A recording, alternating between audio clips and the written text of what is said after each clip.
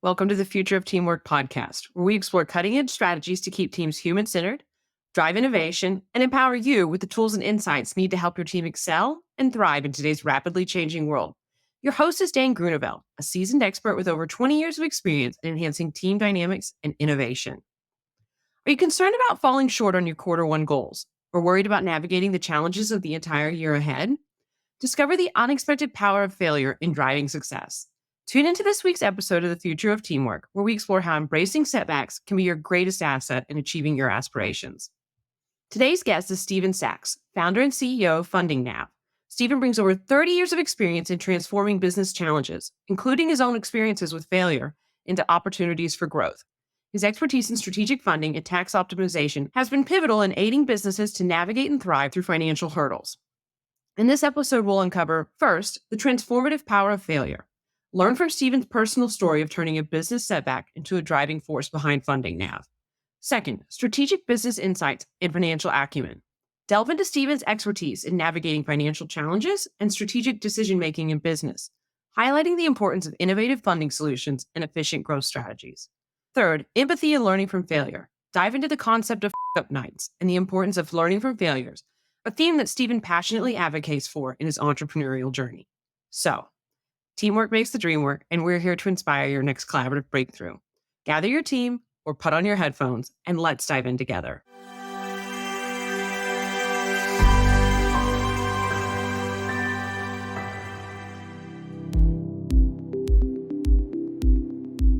Welcome to the Future of Teamwork podcast. My name's Dane Groeneveld, CEO of the Huddle 3 Group.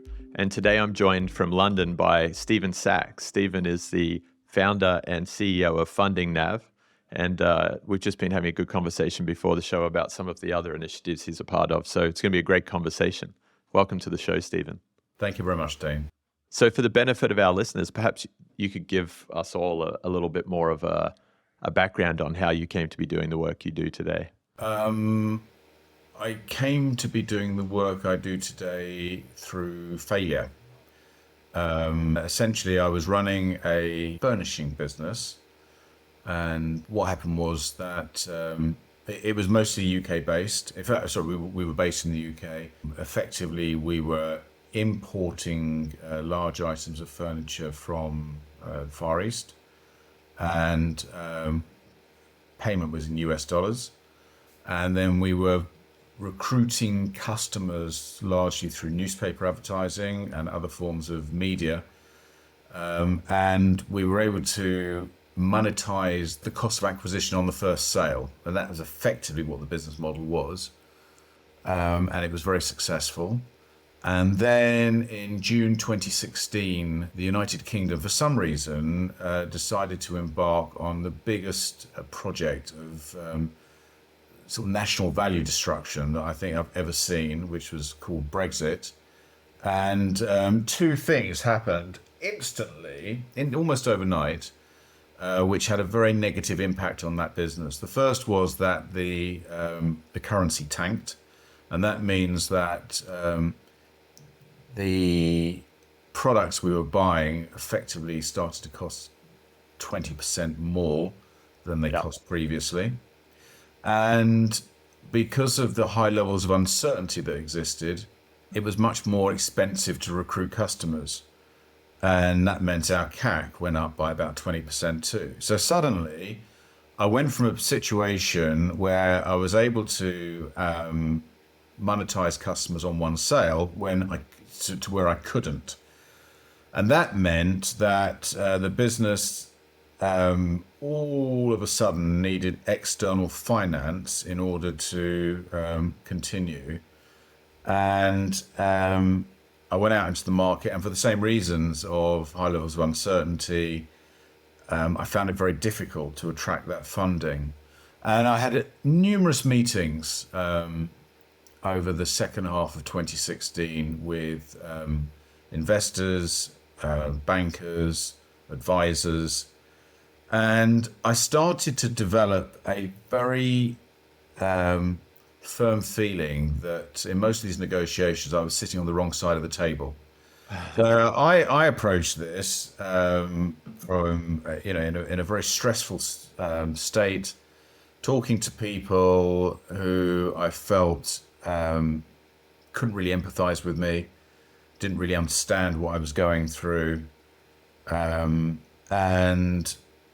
I thought as I sat there that when I get out of this really painful place, I want to sit on that side of the table. Yeah. And the business failed in early 2017. And I kind of like walked away from it and just felt, yeah, now I can do that. And so that's what prompted me to found Funding Nav, which started in early 2017. And so, yeah, I kind of founded it on the basis that I'm not an ex-banker or accountant, but entrepreneur. And I've had failures and I've had successes, but all of that allows me to empathize and to be able to offer, I suppose, more entrepreneurial solutions to business owners that might be looking to raise funding for whatever reason. It might not be a sort of turnaround situation that I was looking for. It might be scale up, it might be for acquisition, it might be because they want to exit the business. There can be numerous reasons. But fundamentally, it's much easier for me and for my team to work with them than I think it is for a number of other organizations, because they don't really get what it's like to be in a situation where you've got to make payroll by sort of Friday and there's just not enough money coming in. You think, how am I going to do this? You want somebody there who's going to be able to understand that, who's been there before, and can help you through it. So yeah, it came from failure, Dane. It's a great origin story. Obviously painful to have gone through, but one that I think a lot of listeners on the show and a lot of others in our community have felt firsthand too. And I love the way that you bring that empathy in. And there was another word that you used there, which was creativity and being more entrepreneurial in how you position funding solutions now. And those are definitely two gaps. You talk to so many entrepreneurs out there in the market that get stuck between a conventional bank and a private equity firm, and there's no one there to serve them or who really knows them. And it can be a pretty thankless task going and exploring that landscape. Yeah, I think it's a huge diversion for business founders. They've got a very definite set of skills, which are often quite specific to the business that they're in. And all of a sudden, they need to sort of move into this other market of funding and trying to sort of bridge a gap, trying to get the money to meet their ambition. Meanwhile, whilst they're doing that, the business is sort of not progressing at the rate and the momentum it should do, because obviously they got their eye off the ball. So, yeah, I mean, we should be sort of plug and play, accelerator to actually get that funding in, and also to challenge the entrepreneur, because often what I find is that the strategy, the funding strategy that the business has decided upon is often based on false assumptions, and so there's often a much better way of getting to the place where they want to get to. Yeah. Funding strategy is an interesting one, particularly for entrepreneurs that are first time or solopreneurs and they don't have a team that's been there before.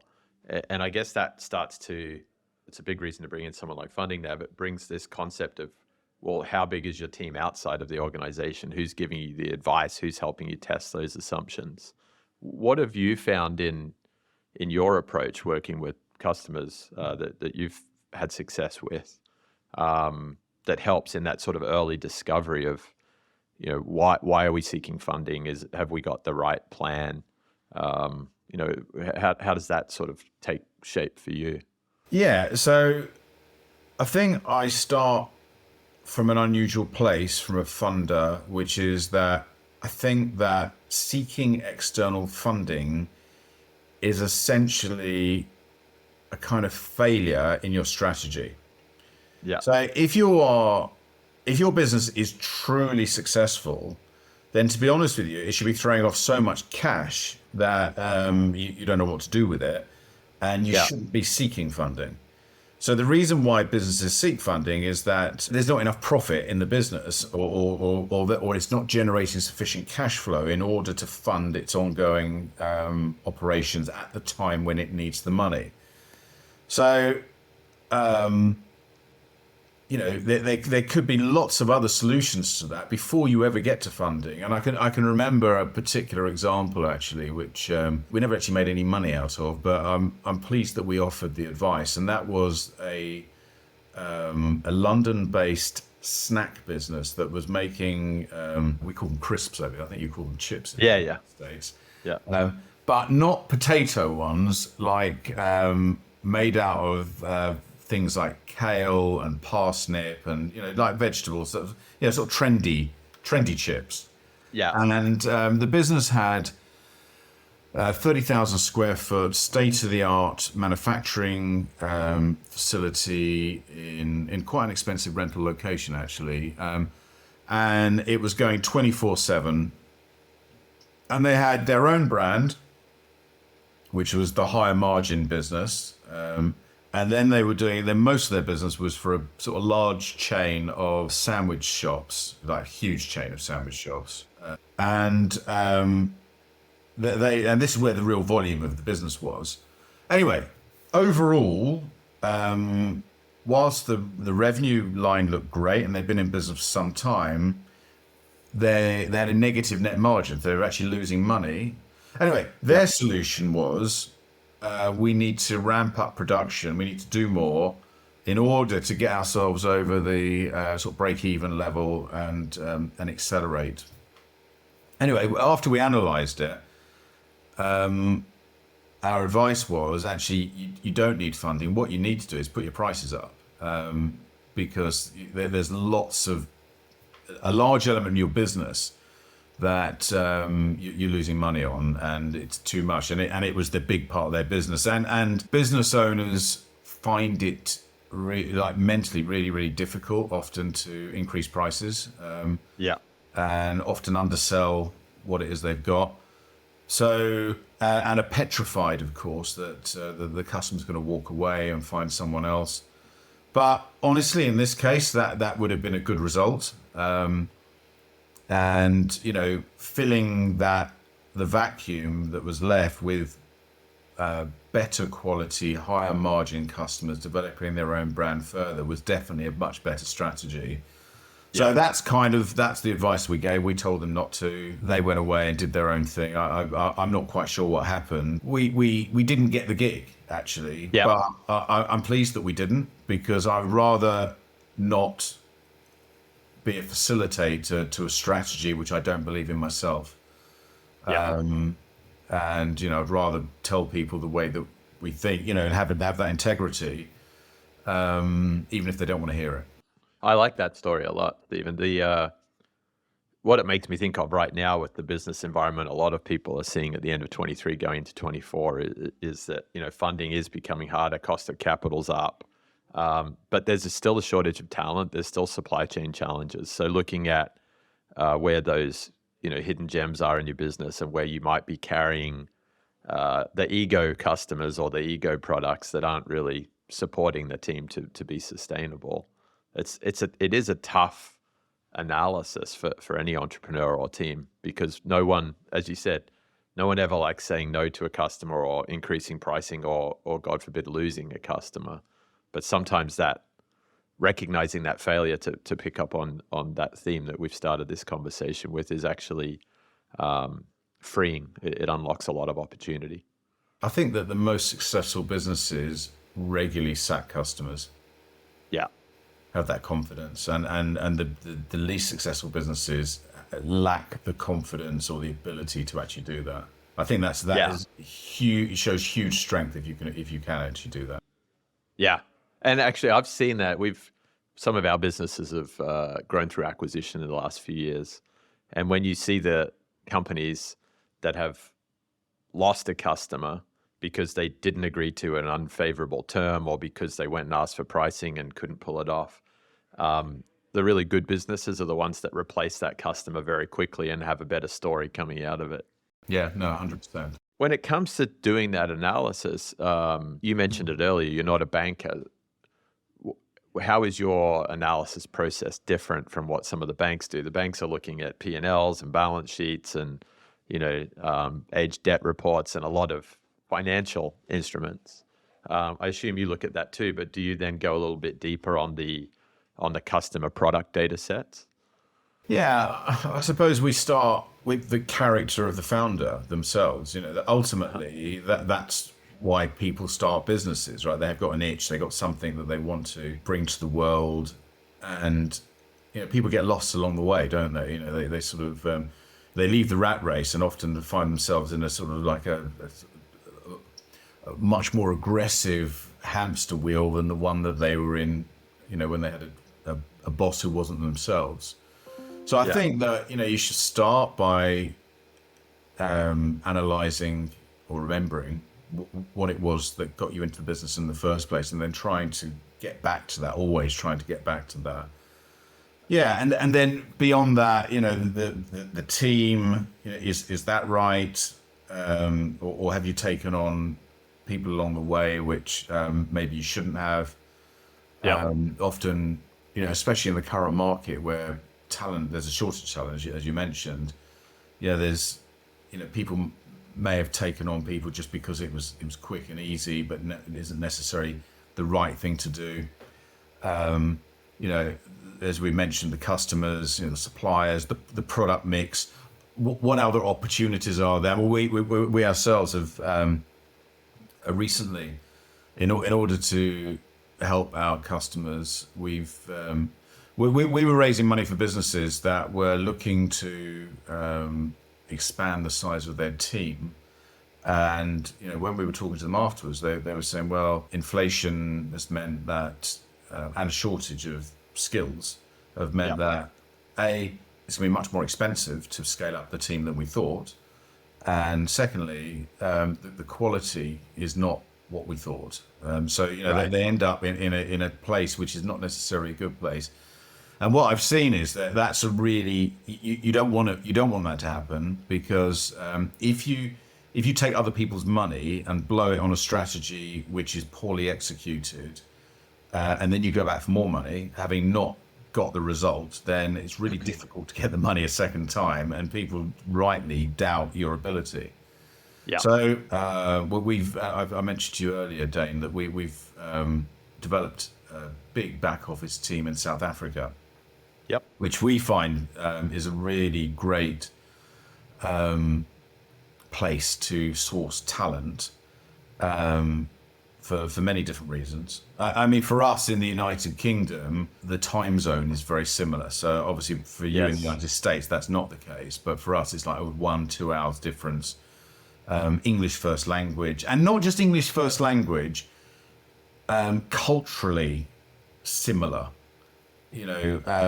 Culturally similar. So, if you use slang, if you say something which is, like a shortcut, they kind of get it, in the way that you intend it, rather than if you go to, I don't know, you go to the Philippines, you go to India, where great people and cheaper, they don't get it in the same way, and you have to really, you have to work very hard to confirm that people's understanding is what they think.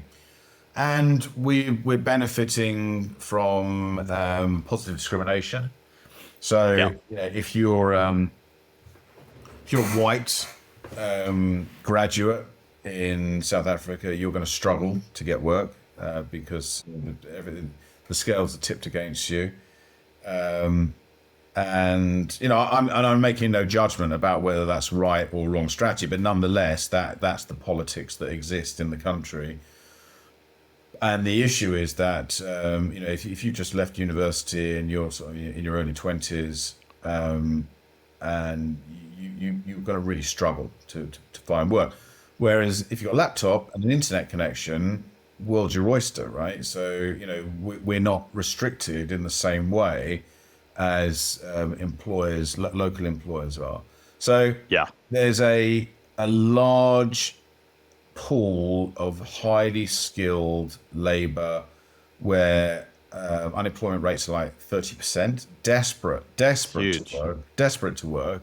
And where obviously the rates are, as I said, not as cheap as the Philippines or India, but nonetheless considerably cheaper than we're paying in the United Kingdom. Certainly cheaper than what you'd be paying in the United States. So yeah, we've been helping businesses to outsource because we've done it very successfully ourselves. So that was an opportunity that we saw. And in all businesses that we go into, there's often other opportunities within them like that. That's cool. So you're not only using that talent location for your own platform, but for folks that you're providing access to funding, they'll be able to come in. And will that talent sit within a facility that you're providing, or do you just identify the talent and then they work remote? How does that play out? Yeah, so working remotely is something I know that we're going to be talking about, and obviously it's been a game changer for many different businesses, but control is much more difficult, and you need to be careful of the legal situation too. So yeah, I think that businesses need a helping hand once you've done the recruitment, in the compliance and then control. So you've got to have a way to make sure that people are actually working, not necessarily the hours, but in doing what they say they're doing when they're supposed to be doing it. And we use technology to help us with that, and also in terms of compliance, you've got to make sure you're not falling foul and that people are kind of paid the appropriate wage, paying the appropriate wage and tax and all the rest of it, and that's all sorted. So yeah, we help with all of that. That's great. No, I didn't realize that.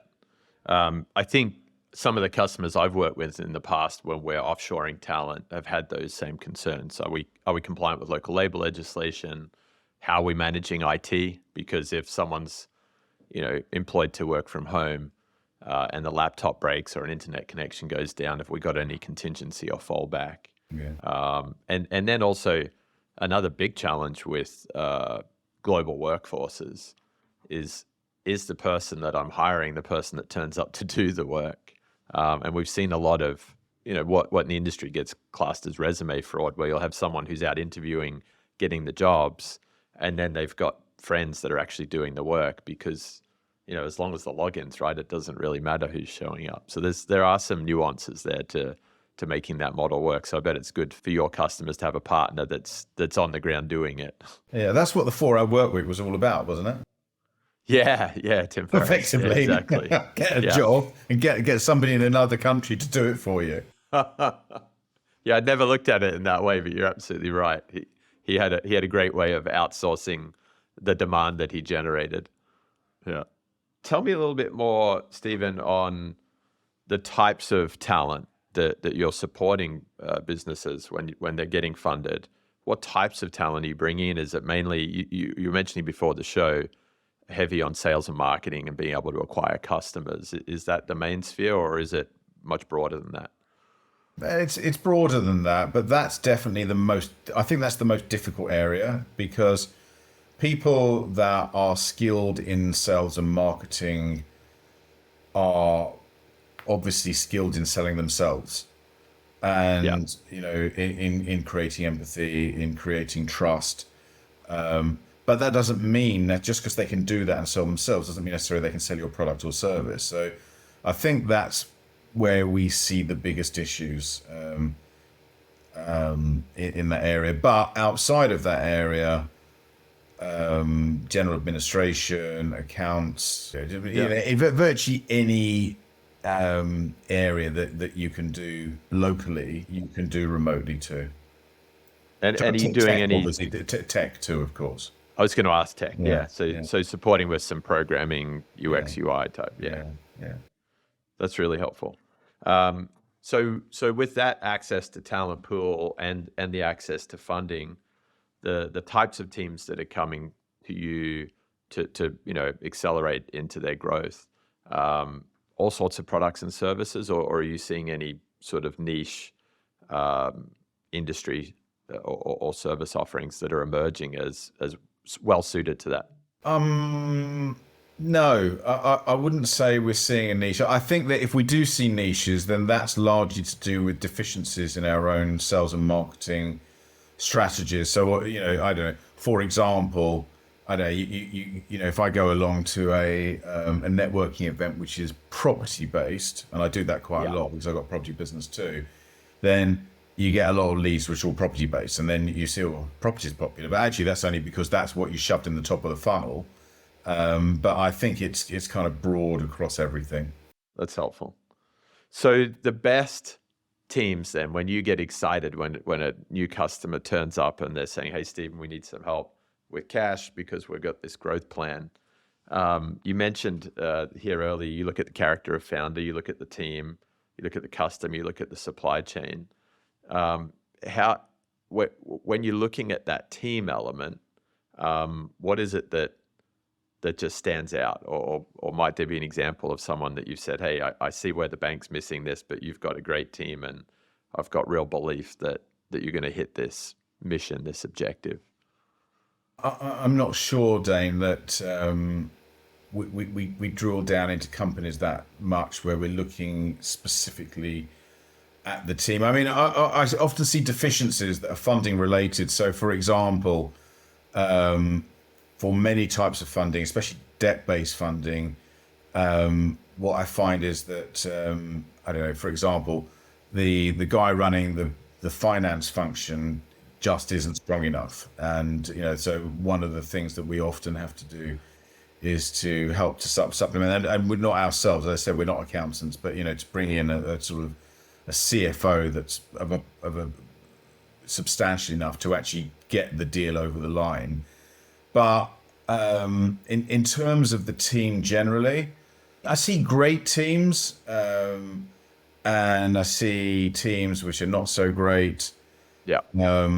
I suppose the best teams are the ones where it's not just all about the work. It's beyond that.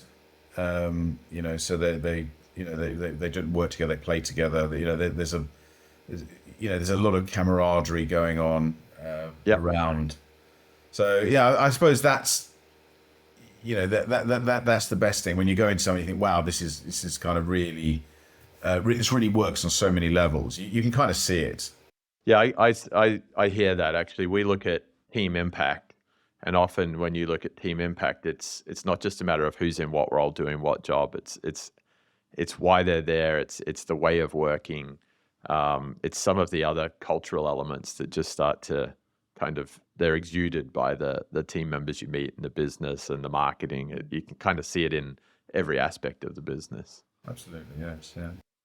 The CFO piece is interesting, though, and naturally you'd see that deficiency when you're looking at supporting funding, but I see that as a deficiency more universally with small to medium enterprises. I mean, it's a big step up when you go from running a business and a team that's small, maybe they're making $1 million or a few million in revenue, to then you're hitting sort of 10 million in revenue, and now you're going to 30. These steps, you get different levels of sophistication from basic bookkeeping and an outsourced accountant to bringing it in-house, but you're still really only managing the statutory requirements. You're not starting to think strategically or really look at cash flow and some of those other elements. That just seems to be a gap in general. No, I agree. I think that a lot of at that level, accounting tends to be backward looking. How did we do last year? Yeah, we did fine, but last year finished like 6-7 months ago. It's like, what's happening now? What's going to be happening next year? Well, it's kind of finger in the air stuff. I'm not really sure. And can we afford to do that? And then variances, right? So what happens if this happens? That's where I went wrong. Sort of 6 or 7 years ago, we never expected Brexit to happen. Honestly, I just didn't think that was going to happen at all. No. And to be honest with you, I should have thought about that more. Yeah. And you see that now. We've had a number of guests on the show that constantly talk about disruption, whether it's self-led or whether it's enforced upon you, enacted upon you by the market or a competitor. But we all need to be, in all of our teams, creating time, not just to be doing the today work, but thinking about what tomorrow's work could look like. Yeah, absolutely. That's probably a good lead into the up nights, which I enjoyed hearing about before the show. That kind of broadens people's perspectives. Yeah, so like I said, I think that failure is like it is the biggest learning, right? So I believe that really, really, really strongly. I think that you can go along and everything's kind of working, and so there's no motivation to really change, and you just carry on doing the same thing. What are you learning? Well, nothing really. You're just reinforcing the same views that just carry on doing it, but you're not sort of stressing your thinking. You're not thinking about or learning what an alternative route might be. And the internet and the bookstores are full of people's success stories, and there's no shortage of TED Talks telling people how fantastic they are, and listen to me, and you're going to go a long way. But honestly, whilst Jeff Bezos' story is inspirational, and Bill Gates' story is amazing, and Elon Musk is inspirational. It's like, just because you read that stuff, you try and take on some of those attributes and try and do what they did. Will that work for you? No, probably not, right? It's kind of, it worked for them at that time. And there's a lot of stuff which didn't work, right? And a lot of happenstance, a lot of chance along the way, where things either fell in their lap or a failure didn't take them out in the way that it did to someone else. So I think that it's really interesting focusing on failure. And it's a bit like, Roadrunner, and when he's running away from Will Coyote, and he's running, and the wolf's behind him, and the wolf often runs off the cliff, and is always running in fresh air, and until he looks down, and then gravity only kind of realizes gravity at the point with no return when he can't get back, right? And I think that as entrepreneurs and founders, we're evidently optimists. We're all very glass half full, because if you were glass half empty, you couldn't do that, right? The anxiety and would be just too great. You literally should be working for somebody else. So we tend to we tend to look at all the positive stuff, and we take that in, and when you see negative stuff, and you brush it under the carpet, and you think, I'll just move on. But at some point, sometimes that's just you're too far gone. You can't. And when you're in a hole, right, you got to stop digging, and sometimes you're just too deep in the hole. So, Up Nights, which is an international organization that started in Mexico City 12 years ago and now is in 90 countries around the world, in around 200 to 300 different cities, including many, I just imagine the United States is probably the number one place where it actually exists. So you should definitely go out, Dane, and look for that. Yeah, I will. So what I do in London is I bring in 4 entrepreneurs each quarter who have suffered a huge failure that was life-changing. Not just, and I hear this a lot, especially now, I opened up a restaurant in early 2020, and COVID came along, and no customers, and we had to close down, and business failed. And I say, well, politely, whilst I can fully understand that was, a tragedy for you and your plans and, and everything, actually not really interesting to my audience, because everybody experienced that. I'm interested in the mega ups. So I've got one coming up, for example, a guy that took £550 million or $550 million of US government money invested into a Middle Eastern wealth fund that failed, and FBI raided him. He wound up in the New York Times, not in a good way, by the way, in a really bad way. Huge life-changing issues. One guy, I had few sessions ago, started off running an investment scheme and wound up running a Ponzi scheme, wound up in prison for 13 years. That's real impact. Yeah, really. Yeah. And the story about how somebody gets there, and I'm certainly not saying that he's a good role model or that people should follow that, or ultimately he owns the narrative that he tells, right? And we're not looking at that, but it's kind of like, how do you get to that position? Because it started off in little steps, right? So at the beginning, it was everything's going great. He's doing really well. People are really trusting him. He's making great returns. And suddenly the market starts to move, and either, and you tend to sort of, you try and bridge it. You sort of say, and so I said what entrepreneurs do, right? So, you say, hey, Dane, it's going a bit better than, I'm not going to tell you exactly how bad it is, but it's fine, don't worry. And then I'm taking bigger and bigger risks with your money. I'm sticking to derivatives. I'm gambling with it effectively. Yeah. And then there's this huge divergence, the growing divergence. And in the end, I mean, he was like, it was a lot of money, out. And then he went to the serious fraud office here. And he thought that by going there, they were going to give him a sympathetic ear, but he was really wrong about that. So that's an example, right? They're both these. And there are other sort of small ones. I've got a guy, had a guy actually who got into electric cars too early, like literally at the same time, too early, at the similar time to Tesla, right at the beginning, and had a car. She's a lot better looking than a Tesla.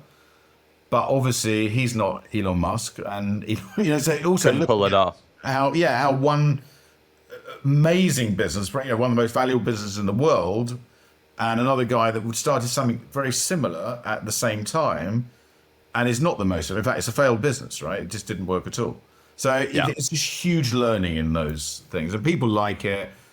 It's fun. I don't earn any real money out of it, but it's something interesting to talk about. It builds community. Yeah, it is. I actually just pulled up this quote that I saw the other day by Machiavelli, and it said, it reminds me of your Wile E. Coyote example too, and the way that entrepreneurs keep kind of throwing good energy after bad energy. It said, one ought never to allow a disorder to take place in order to avoid a war. For war is not thereby avoided, but only deferred to your disadvantage. And that just jumped off the page when I saw it at the weekend. And your stories of failures and people sharing failures, you often see it. They know that they're in trouble, but before they stop, they keep trying to get out of trouble, and they only dig that hole deeper so often in businesses. One of my favorite quotes actually around this whole subject is from Winston Churchill, who said that the definition of success is the ability to move from failure to failure without any apparent loss of enthusiasm. I could see him saying that with the glass of champagne and a cigar too. Yeah, and you can see that. It's kind of like, what? You got to accept we're all human. We're going to fuck up, and on a daily basis that's going to happen. Yeah. And you've got two choices: either you pick yourself up and move on to the next one and fuck up again, but sooner or later you're going to succeed. If you carry on, you will succeed. Yeah. By the if you're smart and you're improving as a result of each of those changes, right? You're evolving. Yeah. It's Darwinian. You will get there in the end, but you're going to fail a lot along the way, and you've got to be able to handle that. And we actually had a guest on the show, a fellow Australian, Luke Williams, who wrote the book Disrupt. And to that point, Stephen, what he talks about is getting a team together and saying, hey, go and find a way to break our existing business model. Because if you can break it, someone else could. And that we may not be able to break it, but it might allow us to better understand what's strong in our model and what's weak in our model. So I think not only embracing the failure of others, but almost like encouraging your team to start looking for failures ahead of time. It can be really healthy for a business. Yeah. No, I agree. Well, that's neat. It's been a great conversation, Stephen. I love the way that you've shared your story of failure in the furnishing business to build Funding Nav. I think it's fascinating that that you're bringing that empathy and that entrepreneurial spirit to funding, particularly in a time in the market like we're all seeing now. A lot of great small to medium businesses that need to sort of refocus in this market and have the right supporters to go to the next level. And I thought it was particularly interesting the way that you raised the character of the founder and helping founders get back to why they're doing it, because it is easy to get lost. So many good talking points. If there's any listeners who want to reach out and learn more about Funding Nav or potentially seek some help from you in their funding journeys, how do they best find you in the business? So I'm super active on LinkedIn. So just look me up, Stephen Sachs on LinkedIn, or else the fundingnav.com website. Great. We'll make sure to attach those links. Well, thanks for taking the time to share your experience and insights. Thank you. Thank you for joining us. Remember that by embracing vulnerability, trusting our intuition, and approaching challenges with compassion, we not only strengthen our teams, but also pave the way for a future where collaboration thrives. If you're hungry for more insights, strategies, and research on collaboration, head over to thefutureofteamwork.com. There, you can join our mailing list to stay updated with the latest episodes and get access to exclusive content tailored to make your team thrive. Together, we can build the future of teamwork. Until next time.